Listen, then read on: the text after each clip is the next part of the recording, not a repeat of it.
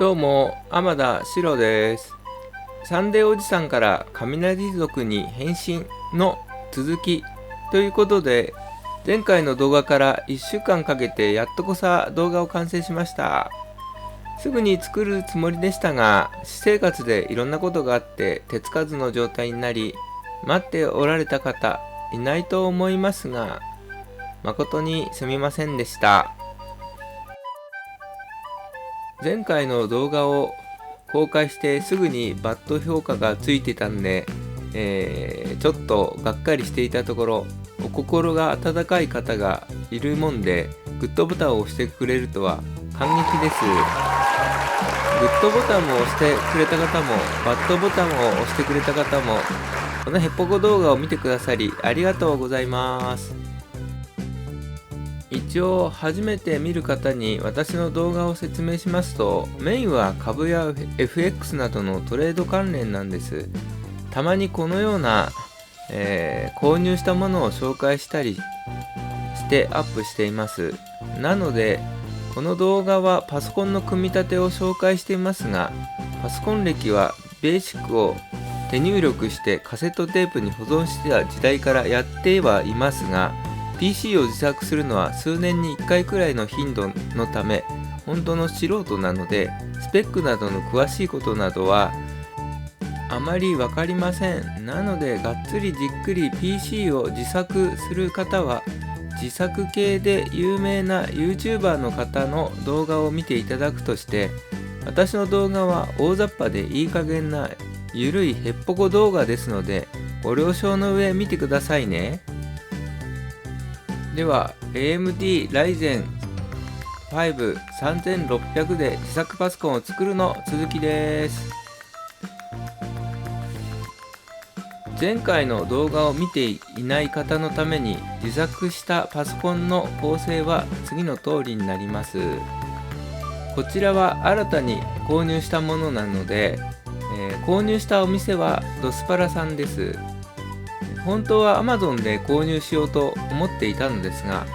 ドスパラさんが消費税還元対象店だったのと、早く最速 PC が組み立てたくて仕方がなくて、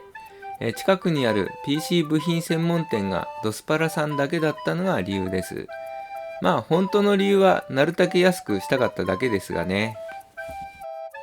そして電源とグラフィックボードは今まで使っていたシルバーストーン製の 750W の電源とパリット製の GeForce GTX 1050Ti を流用しました。あとストレージは起動ドライブに M.2 に変えますが、他は 3.5 インチのハードディスク2台もともと入っていたものを組み込みます。前回の動画は CPU をマザーボードに取り付けるまでを紹介しましたが、次は PC ファンを取り付けていきたいと思います。まず CPU にグリスを塗ります。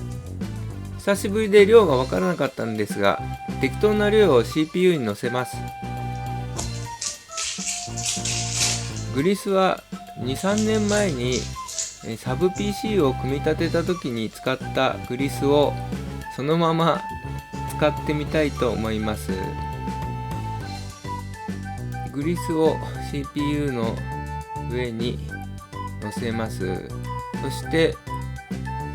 専用のヘラがどっかにあったんですが見当たらないので、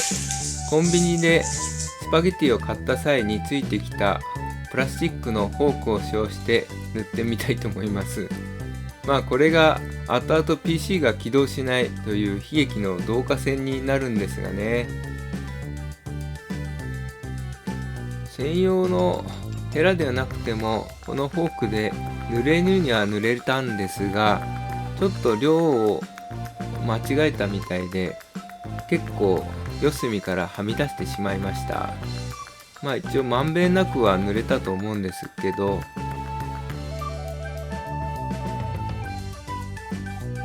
グリスを丁寧に塗っているところです。この映像で見ると綺麗に塗れているみたいに見えますが、結構四隅からグリスがはみ出しています。グリスをまんべんなく塗り終わったら、次は CPU クーラーを取り付けるのですが、マザーボードの CPU の取り付けた脇に黒い部品が2つついていますので、それを取り除きます。この黒い部品は、高級 CPU についている CPU クーラーを固定するためにある部品で、この Ryzen 3005の3600は廉価版の CPU クーラーなので、それを取り外してネジ止めするタイプだそうです。今外したところで、クーラーの向きに注意してネジ止めしていきたいと思います。 CPU クーラーは四隅にあるネジ穴に合わせて取り付けます。クーラーの向きに気をつけて、ネジは対角線上に徐々に締めていく方が、いいそうです。映像には映っていませんが、CPU ファンの電源をマザーボードの CPU ファンと書かれたところに差し込んで電源を取ります。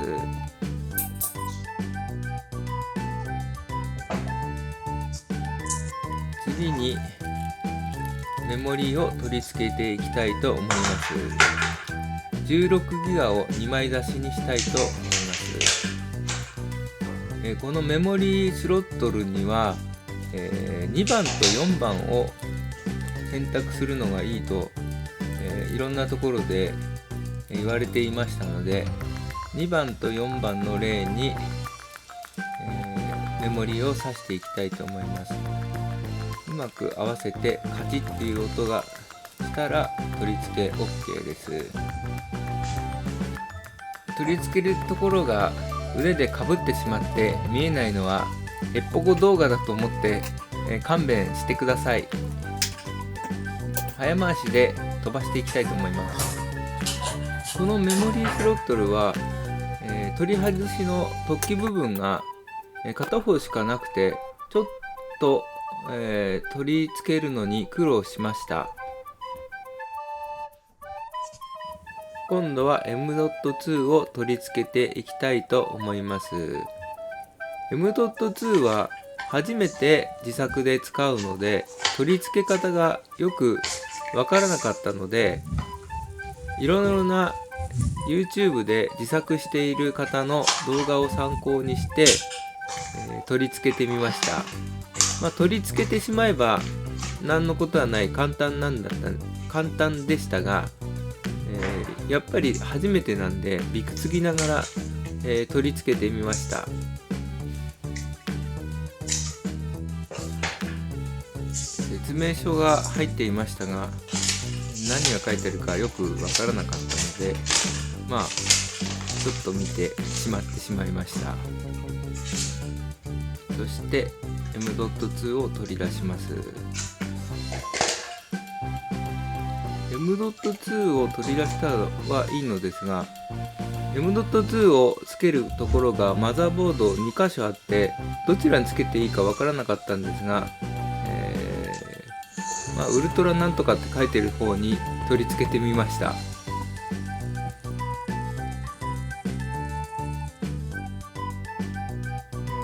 PC ケースに IO パネルをはめました。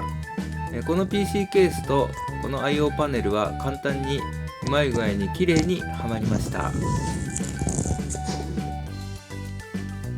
そしていよいよマザーボードをケースに取り付けと思ったところですね、あれれれれれ、映像には残っていないんですが、 IO パネルとマザーボードの位置が合わんぞ、取り付け向きが違う、回転させたり裏返したりしてようやくマイクロ ATX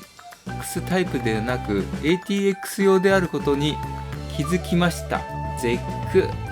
ガーン。しばらく呆然としてもう作る気力が萎えましたよ。この事実に気づいたのが午後の7時頃で、購入したドスパラさんは閉店時間が午後の8時でした。何としても今日中に自作パソコンを作りたかったので、わざわざドスパラさんまで行ってきました。ドスパラまで戻るかどうか15分ぐらい悩みました。おい、どうすんだよ、こんなマザーボード。もう使わねえだろ。新しいの買うなんて無駄だよ、無駄。もしかすると新しいものと交換してくれるかもしれませんよ。最悪中古で引き取ってもらえればいいんじゃないの？バカ言え、新しいものなんか交換してくれるわけねえだろ。もう CPU まで載せて、それに IO パネルまでビニール袋を破って使っちゃってんだぜ。無理無理。だったら中古で引き取ってもらって新しいものを買ったらどう？しばらくこんなやり取りを頭の中でやっていたんですが、最悪マザーボードを交換できなくても引き取ってもらって新しいのに買おうという決断に至りました。急いでマザーボードから CPU やファンを取り外して、しまって家を出たんですが、途中で PC ケースに IO パネルをはめっぱなしだっていうことに気づいて急いで戻って、そんなこんなやっていたら閉店まで30分を切っていました。急いでこんなことをやったんで CPU を取り外す時にすっぽんって言われている現象をやりそうになって危ういところでした。そしてまたグリースを適当に塗ったのがあだとなって CPU の裏のピンの方にもちょっとグリースがついてしまって、これが悲劇の第2章となりました。また動画が長くなっちゃったんで第3章に続きます。本当の理由は動画作成に疲れたからです。浜田史郎でした。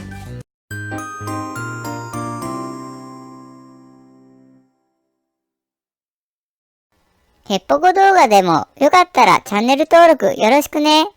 それからついでにグッドボタンもよろしく。